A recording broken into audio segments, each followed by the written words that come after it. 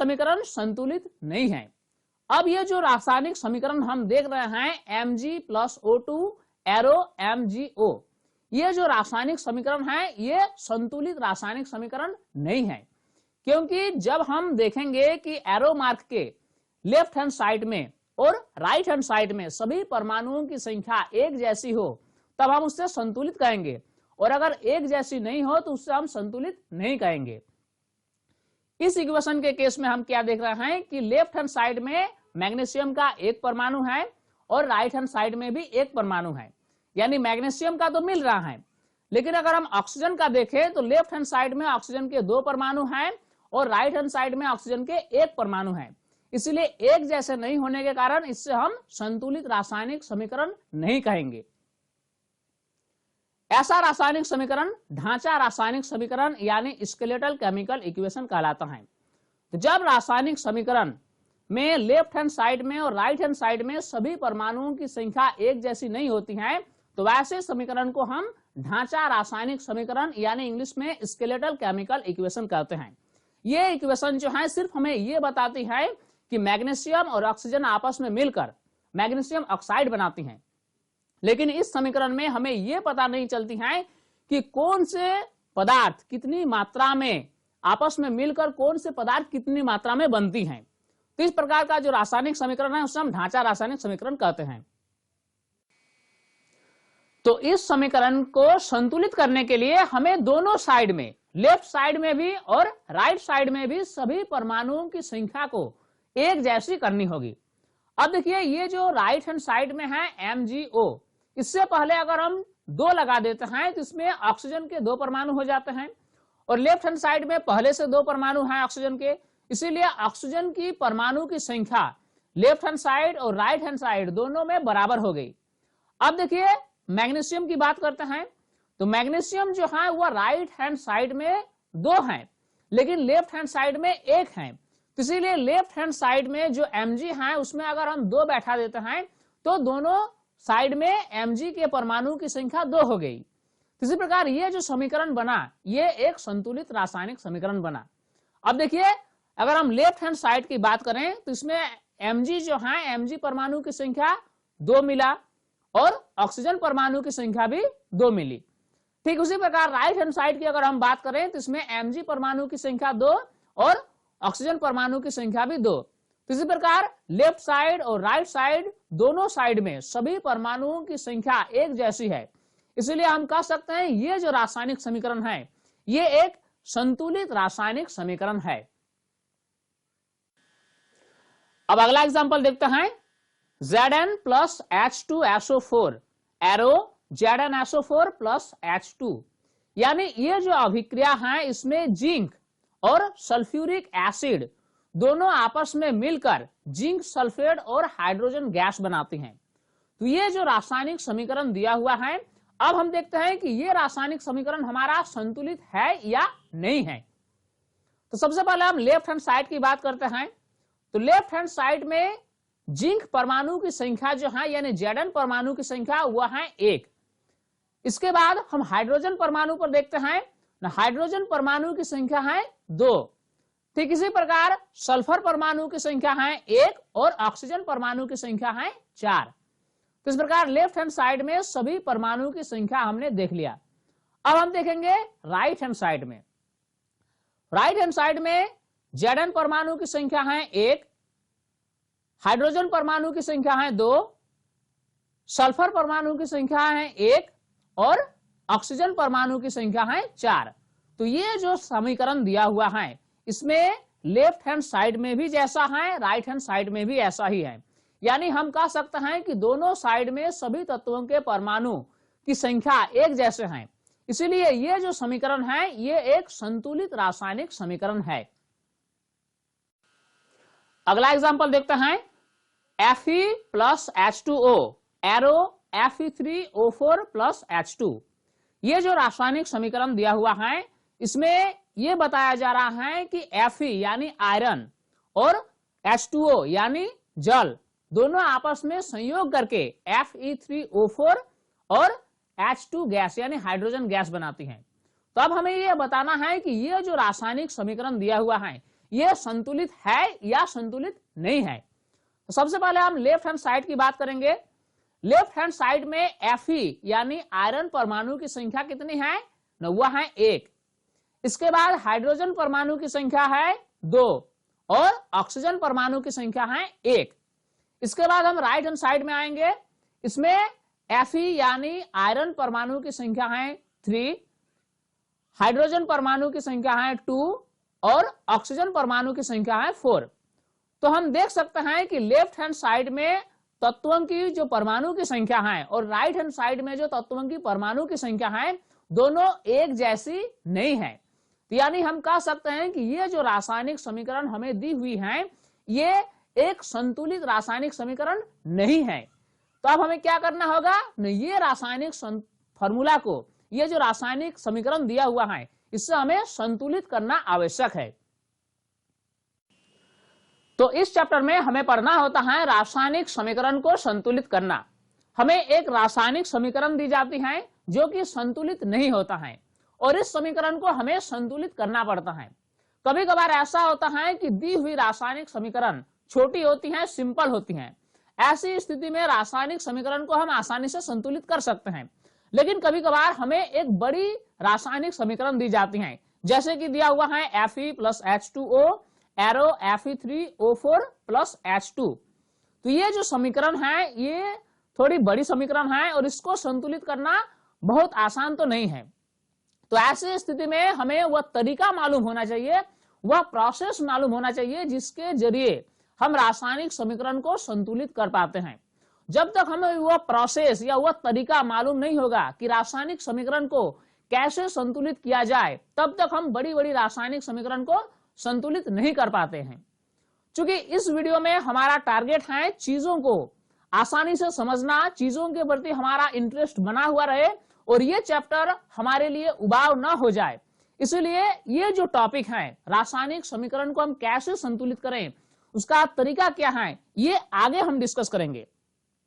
फिलहाल इस चैप्टर में हमें बहुत कुछ सीखना है, बहुत कुछ समझना है, इसलिए ये जो टॉपिक है फिलहाल हम इसे छोड़कर आगे बढ़ते हैं। अभिकारकों तथा उत्पादों के गैस, द्रव, जलीय तथा ठोस अवस्थाओं को क्रमशः G, L, AQ तथा S द्वारा दर्शाया जाता है। किसी भी केमिकल इक्वेशन को ज्यादा इंफॉर्मेटिव बनाने के लिए उसकी अवस्था का उल्लेख किया जाता है। अब यहाँ पर हम एक रासायनिक समीकरण देखते हैं। Fe + H2O arrow Fe3O4 + H2। ये जो इक्वेशन दिया हुआ है इसमें ये बताया जा रहा है कि आयरन जो है वह जल से अभिक्रिया करके Fe3O4 बनाता है, साथ में हाइड्रोजन गैस भी रिलीज करता है। तो ये जो है इसमें कहीं भी ये उल्लेख नहीं है कि कौन सा अभिकारक या उत्पाद कौन सी अवस्था में है, इसीलिए उसकी अवस्था को इंडिकेट करने के लिए उसके साथ हमें ये सभी कुछ सूचक चिन्ह लगाना पड़ता है। जैसे Fe जो है वह है आयरन और इस रिएक्शन में आयरन का ठोस अवस्था रहता है, इसलिए Fe के बाद ब्रैकेट में S यानी सॉलिड, तो ब्रैकेट में S लिखा जाता है। ठीक उसी प्रकार H2O जो है इस रिएक्शन में H2O जल नहीं बल्कि वाष्प है, तो इसीलिए उसकी अवस्था को इंडिकेट करने के लिए H2O के बाद ब्रैकेट में G लिखा जाता है। अब जो उत्पाद हमें मिलती है Fe3O4, तो वह चूंकि सॉलिड फॉर्म में हमें मिलती है इसीलिए ब्रैकेट में S लिखा जाता है और बाद में जो है H2 ये गैसीय अवस्था में हमें मिलती है, इसीलिए इसके ब्रैकेट में G का उल्लेख किया जाता है। तो अब देखिए हम समझ लेते हैं S मतलब सॉलिड, सॉलिड मतलब ठोस, यानी कोई भी अभिकारक या उत्पाद अगर ठोस अवस्था में हो तो उसमें हम S लगाएंगे, अगर वह गैसीय अवस्था में हो तो ब्रैकेट में G लगाएंगे, अगर वह द्रव अवस्था में हो तो ब्रैकेट में हम L लगाएंगे और AQ कब लगाएंगे, जब उसका जलीय विलयन हो यानी एक्वायस सॉल्यूशन हो। तो जलीय विलयन के केस में हमें ब्रैकेट में AQ लगाना पड़ता है। अब हमारा अगला टॉपिक है रासायनिक अभिक्रियाओं के प्रकार। ये जो रासायनिक अभिक्रियाएं होती हैं ये कितने प्रकार की हो सकती हैं, अब इन्हीं प्रकारों के बारे में अब हम चर्चा करेंगे। पहला है संयोजन अभिक्रिया, जिससे हम कॉम्बिनेशन रिएक्शन कहते हैं इंग्लिश में। इसके बाद है वियोजन अभिक्रिया या फिर अपघटन अभिक्रिया। ये जो वियोजन अभिक्रिया है इसका अलग नाम भी है, वह है अपघटन अभिक्रिया।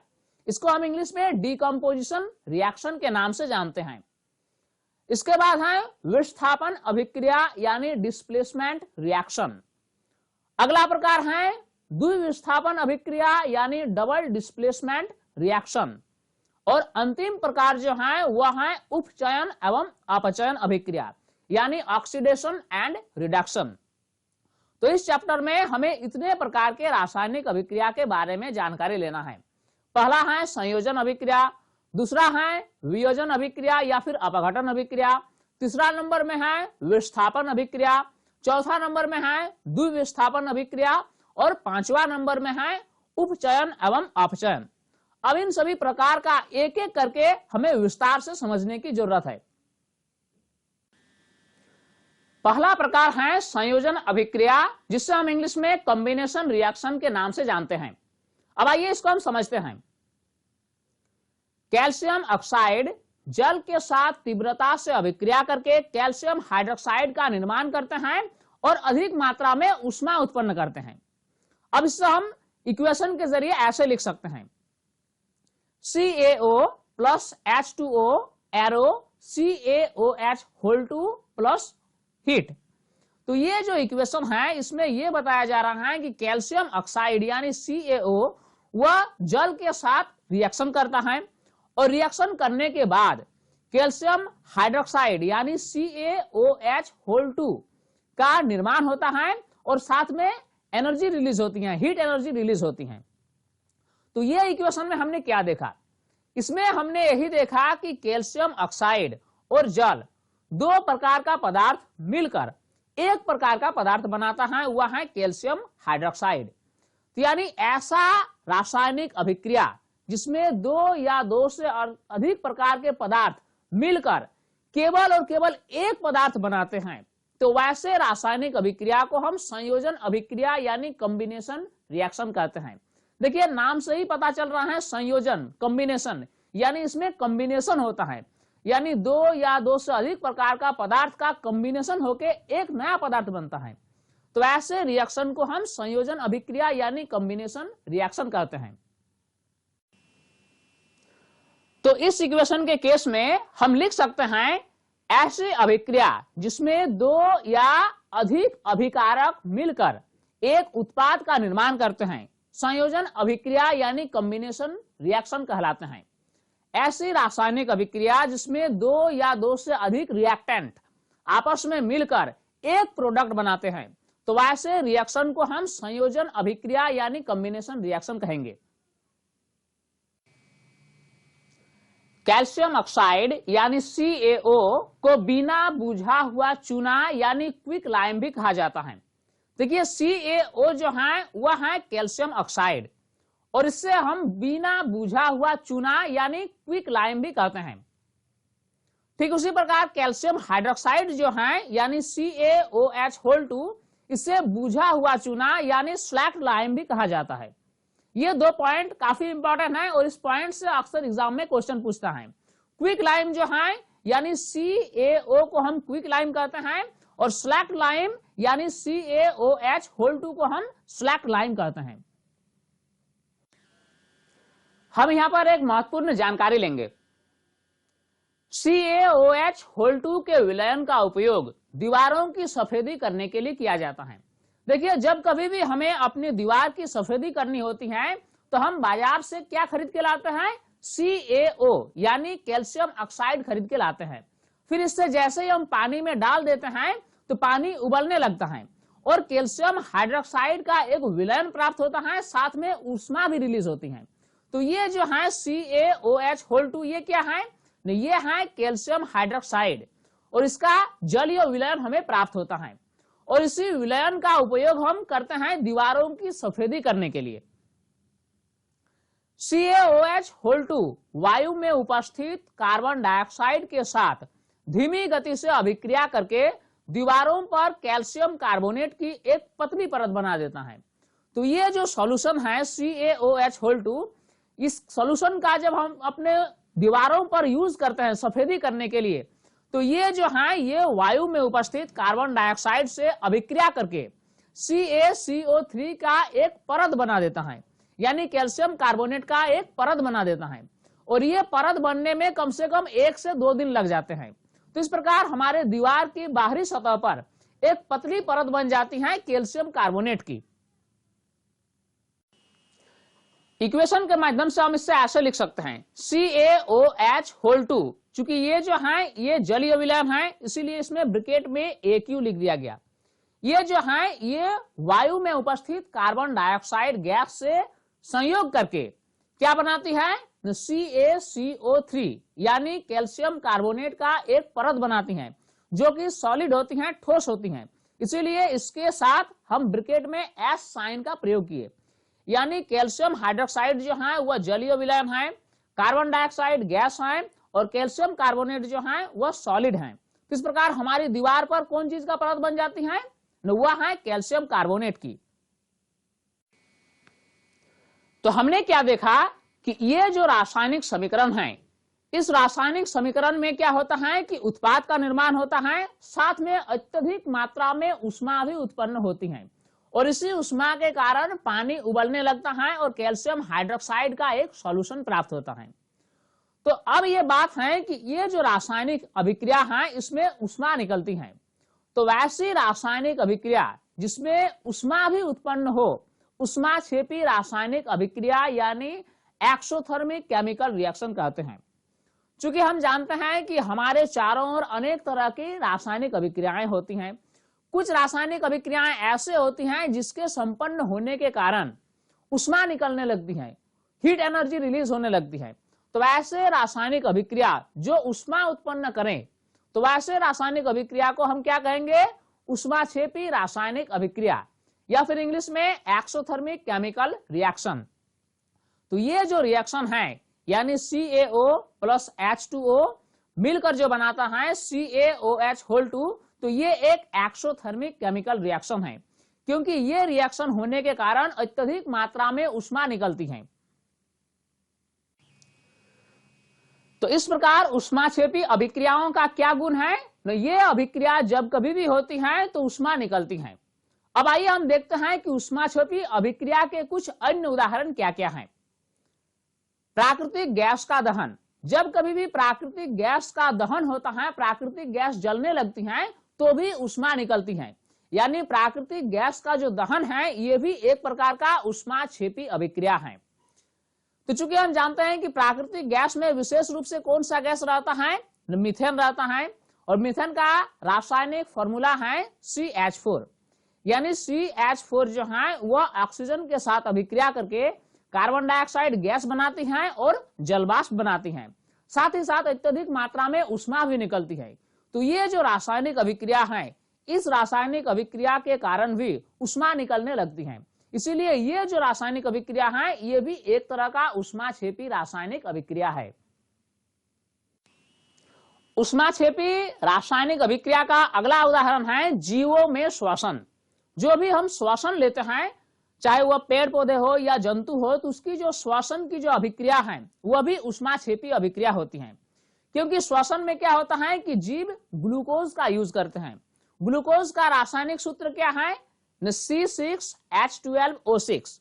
तो ये ग्लूकोज ऑक्सीजन के साथ अभिक्रिया करती है, और जब ये ग्लूकोज ऑक्सीजन के साथ अभिक्रिया करती है तो अभिक्रिया के बाद क्या क्या बनता है, न कार्बन डाइऑक्साइड गैस बनता है और जल के अणु बनते हैं।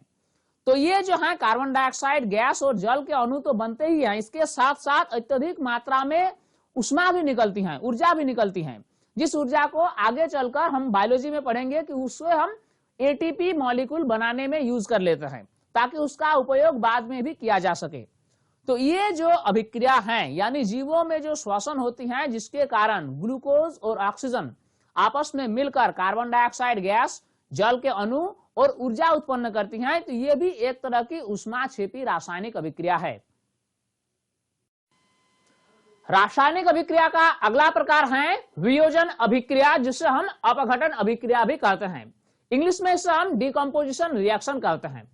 देखिए, हमने अभी पढ़ा संयोजन यानी कॉम्बिनेशन रिएक्शन के बारे में।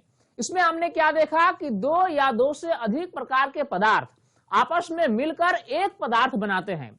तो ये जो संयोजन अभिक्रिया है इसके जस्ट अपोजिट है वियोजन अभिक्रिया। यानी वियोजन अभिक्रिया एक ऐसा रासायनिक अभिक्रिया है जिसमें एक पदार्थ एक से अधिक अन्य पदार्थों में खंडित हो जाते हैं। अब इसको हम आइए एग्जांपल के जरिए समझने की कोशिश करते हैं। FeSO4 यानी फेरस सल्फेट। ये फेरस सल्फेट जो है ये सॉलिड होता है, इसलिए ब्रैकेट में हमने इससे एस लिखा।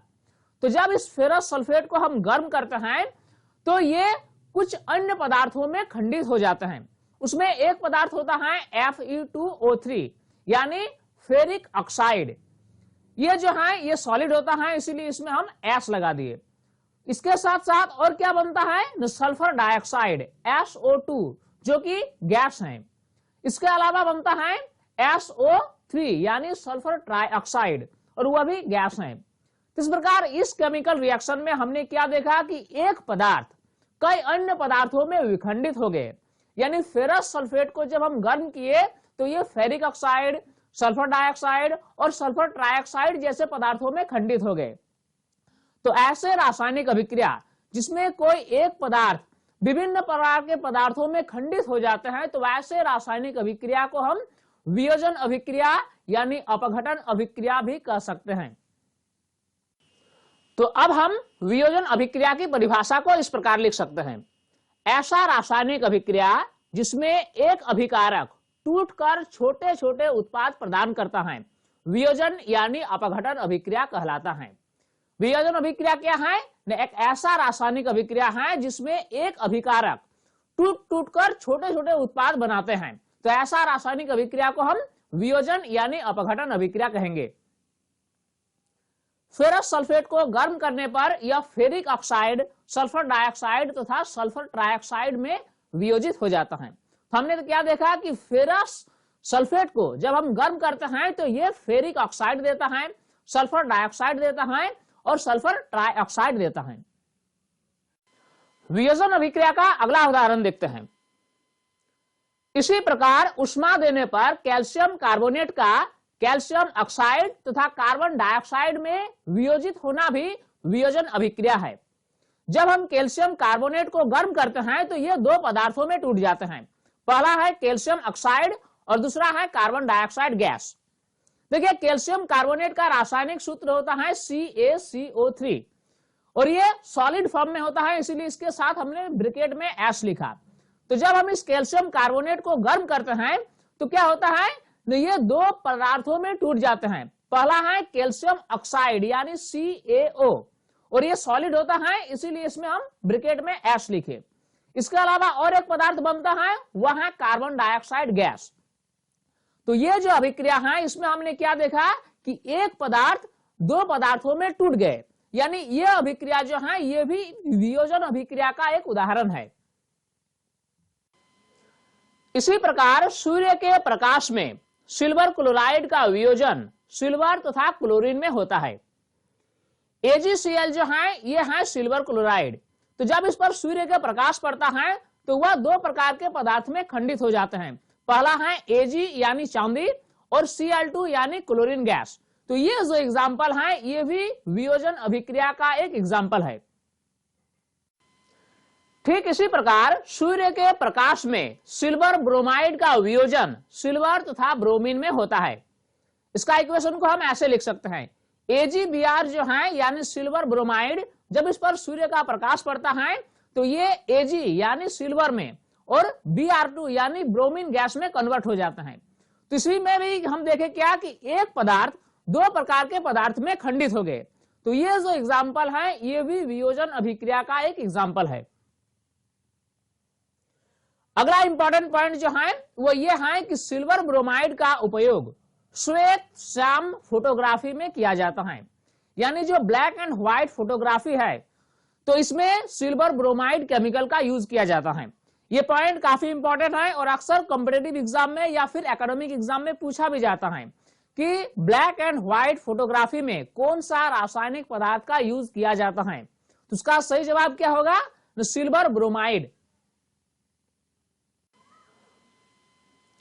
वियोजन अभिक्रिया में अभिकारक को तोड़ने के लिए ऊष्मा, प्रकाश या विद्युत ऊर्जा की आवश्यकता होती है।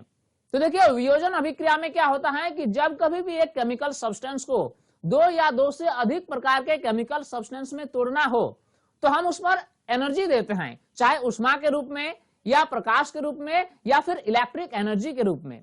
तो यानी कुल मिलाकर हम कह सकते हैं कि वियोजन अभिक्रिया के संपादन के लिए हमें ऊर्जा देनी पड़ती है। जिन अभिक्रिया में ऊर्जा अवशोषित होती है उन्हें ऊष्मा शोषी अभिक्रिया यानी एंडोथर्मिक रिएक्शन कहते हैं। देखिए हमने इस वीडियो में पहले ही ऊष्मा क्षेपी अभिक्रिया के बारे में पढ़ा है, यानी जो रासायनिक अभिक्रिया ऊर्जा हमें देती है वह है ऊष्मा क्षेपी अभिक्रिया यानी एक्सोथर्मिक रिएक्शन। लेकिन यहाँ पर अब हम जानने वाले हैं ऊष्मा शोषी अभिक्रिया यानी एंडोथर्मिक रिएक्शन। एक ऐसा रासायनिक अभिक्रिया जो हमसे ऊर्जा लेती है और तब जाके वह अभिक्रिया होती है, तो वैसे रासायनिक अभिक्रिया को हम ऊष्मा शोषी अभिक्रिया यानी वह ऊष्मा का शोषण करता है। तो ये जो है इस प्रकार की अभिक्रिया को हम ऊष्मा शोषी अभिक्रिया या फिर इंग्लिश में एंडोथर्मिक रिएक्शन कहते हैं। तो ये जो वियोजन अभिक्रिया में जो हमने एग्जाम्पल देखे कि किसी पदार्थ को गर्म करते हैं तो वह फिर टूट जाता है, किसी पदार्थ में जब सूर्य की रोशनी पड़ती है तो वह टूट जाता है, तो इसमें क्या होता है ना, ये बाहर से ऊष्मा लेती हैं या ऊर्जा लेती हैं। तो इस तरह की जो रासायनिक अभिक्रिया है वैसे रासायनिक अभिक्रिया को ऊष्मा शोषी अभिक्रिया यानी एंडोथर्मिक रिएक्शन कहते हैं। रासायनिक अभिक्रिया का अगला प्रकार है विस्थापन अभिक्रिया, जिसे इंग्लिश में डिस्प्लेसमेंट रिएक्शन कहा जाता है। देखिए ये एक ऐसा रासायनिक अभिक्रिया है जिसमें कोई एक पदार्थ किसी दूसरे पदार्थ के स्थान को ग्रहण करता है और उसको वहां से भगा देता है। इसको हम एग्जाम्पल के जरिए समझने की कोशिश करते हैं। देखिए यहां पर एक केमिकल इक्वेशन दिया हुआ है, इसमें है Fe plus CuSO4 arrow FeSO4 plus Cu। इसमें जो है CuSO4 यानी कॉपर सल्फेट और आयरन दो चीज आपस में अभिक्रिया करती हैं और बनता क्या क्या है, आयरन सल्फेट यानी FeSO4 और Cu यानी तांबा। तब आप यहां पर देख सकते हैं कि जो अभिकारक हैं वह है CuSO4। तो यहां पर जो Cu का स्थान है वह स्थान Fe जाकर ग्रहण कर लेता है और Fe क्या करता है कि Cu को वहां से बाहर भगा देता है। तो इस प्रकार बन क्या जाता है न FeSO4 और Cu को क्या करता है, Cu को बाहर भगा देता है। इसीलिए FeSO4 तो बनता ही है, साथ में Cu अलग हो जाता है।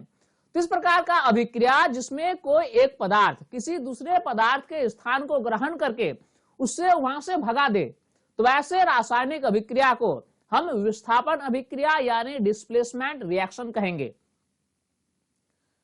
इस अभिक्रिया में लोहे ने कॉपर को कॉपर सल्फेट के विलयन से विस्थापित कर दिया। तो ये जो विलयन है कॉपर सल्फेट का विलयन, ये विलयन को विस्थापित कर दिया, यानी इस विलयन में लोहा जो है कॉपर का स्थान ले लिया और कॉपर को भगा दिया और इस प्रकार बन क्या गया न आयरन सल्फेट।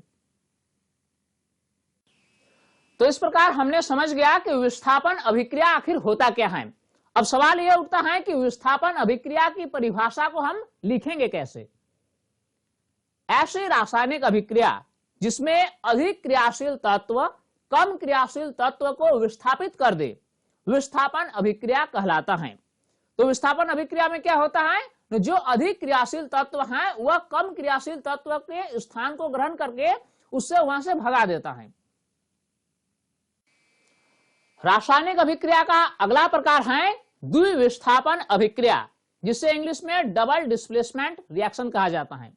देखिए जैसा कि नाम से ही स्पष्ट है, द्विविस्थापन यानी डबल डिस्प्लेसमेंट, इसमें विस्थापन होता है लेकिन डबल होता है।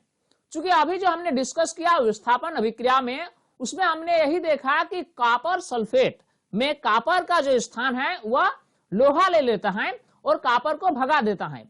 लेकिन द्विविस्थापन अभिक्रिया में क्या होता है कि कोई किसी को भगाता नहीं है, बस अपना अपना सीट जो है वह एक्सचेंज कर लेता है, उसके जगह पर खुद जाकर बैठ जाता है और उसको अपने जगह पर बैठा देता है।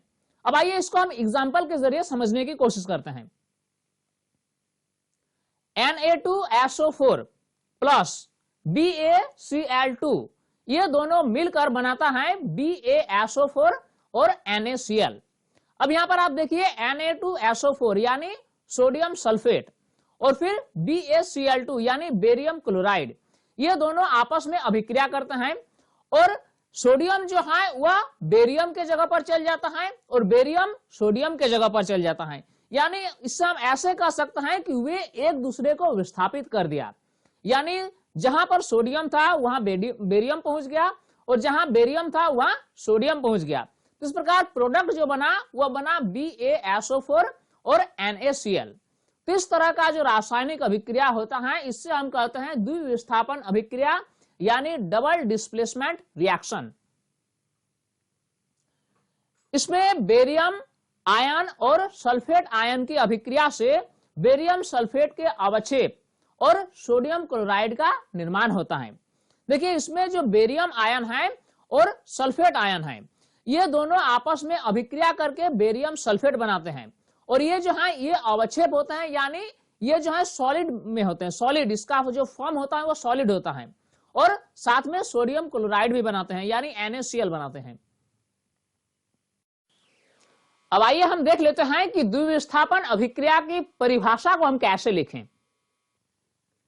वैसी अभिक्रिया जिसमें अभिकारकों के बीच आयनों का आदान प्रदान होता है उन्हें द्विविस्थापन अभिक्रिया यानी डबल डिस्प्लेसमेंट रिएक्शन कहा जाता है। तो इस प्रकार ये जो है ये द्विविस्थापन अभिक्रिया की परिभाषा है। रासायनिक अभिक्रिया का अगला प्रकार अब हम पढ़ेंगे जिसका नाम है उपचयन एवं अपचयन, यानी इंग्लिश में हम इससे कहेंगे ऑक्सीडेशन एंड रिडक्शन। अब देखिए ये ऑक्सीडेशन एंड रिडक्शन होता क्या है। अभिक्रिया के समय जब किसी पदार्थ में ऑक्सीजन की वृद्धि होती है तो हम कहते हैं कि उसका उपचयन यानी ऑक्सीडेशन हुआ। देखिए होता क्या है कि जब दो या दो से अधिक पदार्थ आपस में अभिक्रिया करके नए नए पदार्थ बनाते हैं तो कभी कभार ऐसा होता है कि एक पदार्थ किसी दूसरे से ऑक्सीजन परमाणु ले लेते हैं। तो जो ऑक्सीजन परमाणु ले लेते हैं यानी जिसमें ऑक्सीजन की वृद्धि होती है तो हम कहेंगे कि इसका उपचयन हुआ यानी ऑक्सीडेशन हुआ। ठीक इसी प्रकार अभिक्रिया के समय जब किसी पदार्थ में ऑक्सीजन का ह्रास होता है तो हम कहते हैं कि उसका अपचयन यानी रिडक्शन हुआ।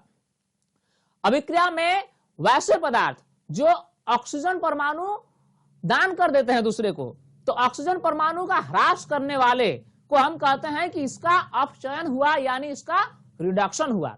तो कुल मिलाकर हम कहेंगे कि ऑक्सीडेशन और रिडक्शन जो है ये ऑक्सीजन के लेन देन पर डिपेंड करता है। जो ऑक्सीजन ले लेता है हम उससे कहेंगे कि इसका ऑक्सीडेशन हुआ और जो ऑक्सीजन दे देता है हम कहेंगे कि इसका रिडक्शन हुआ।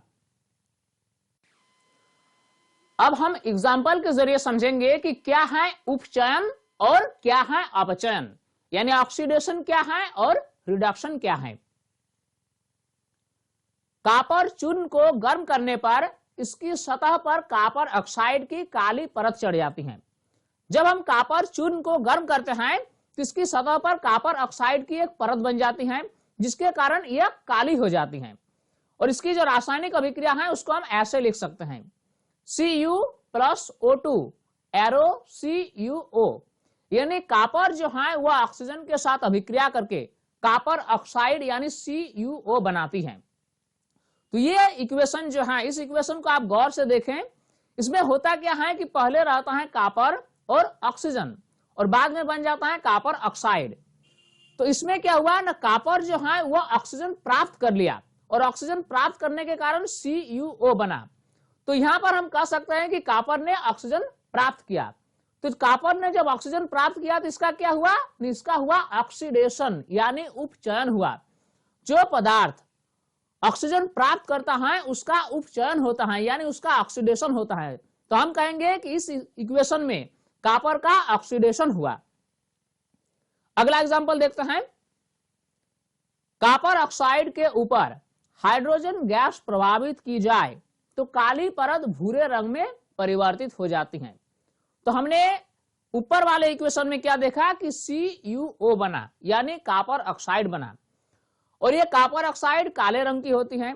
तो इस कॉपर ऑक्साइड के ऊपर जब हाइड्रोजन गैस छोड़ी जाती है तो क्या होता है जो काली परत है वह हटकर भूरे रंग की हो जाती है।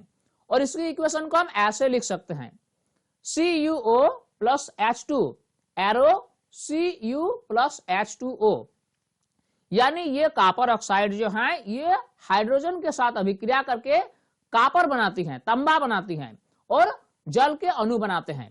तो इस प्रकार तांबा बनने के कारण जो काली परत थी वह हट गई और तांबा का जो ओरिजिनल कलर है भूरे रंग, वो भूरे रंग की हो गई।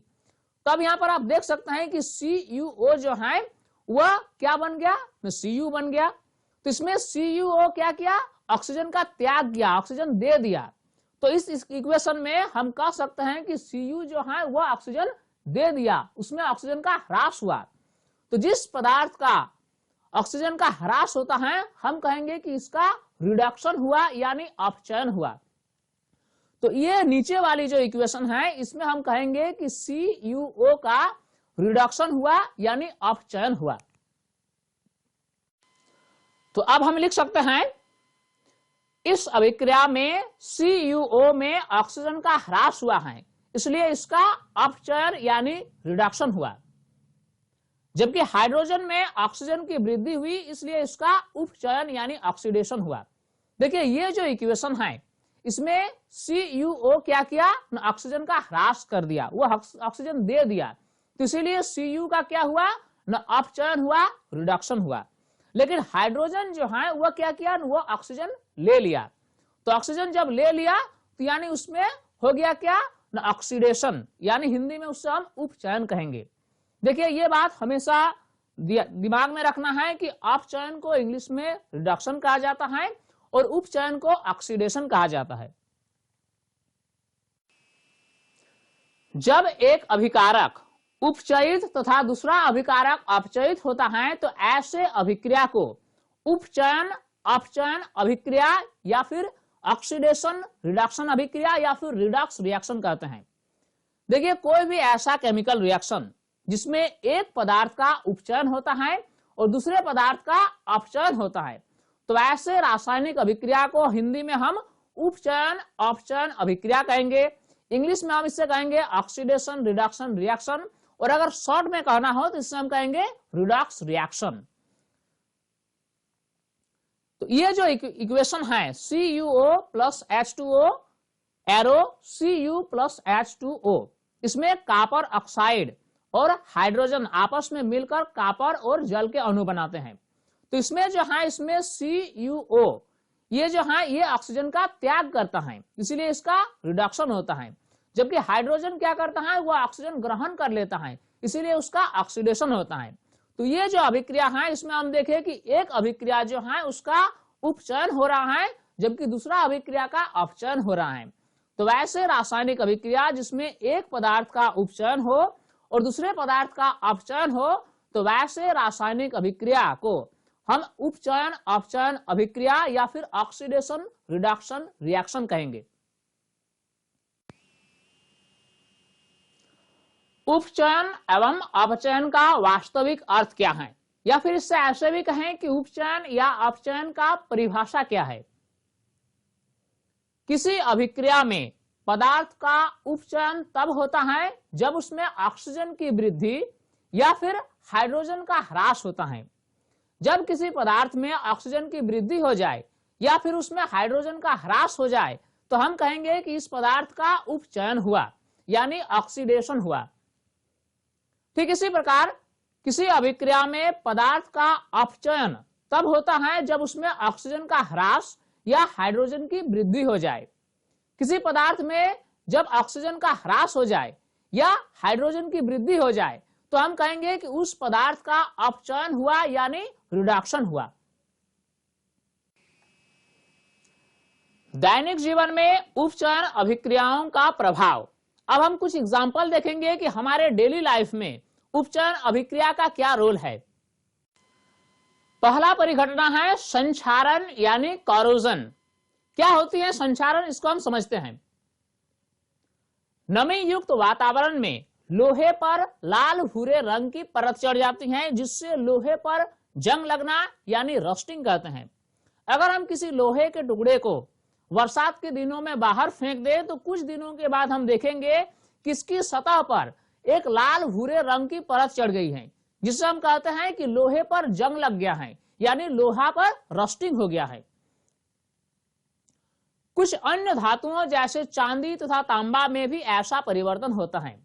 तो ये जो जंग लगने की जो प्रक्रिया है, ये सिर्फ लोहे में ही नहीं है, बल्कि अन्य धातुओं जैसे चांदी और तांबा में भी है, लेकिन उस केस में हम जंग लगना शब्द का प्रयोग नहीं करेंगे, बल्कि किसी भी धातु में अगर ऐसी स्थिति हो जाए तो हम कहेंगे कि इस धातु का संक्षारण हुआ, यानी कोरोजन हुआ। जब कोई धातु अपने आसपास अम्ल, आर्द्रता आदि के संपर्क में आती हैं, तब ये संक्षारित होती हैं और इस प्रक्रिया को संक्षारण कहते हैं।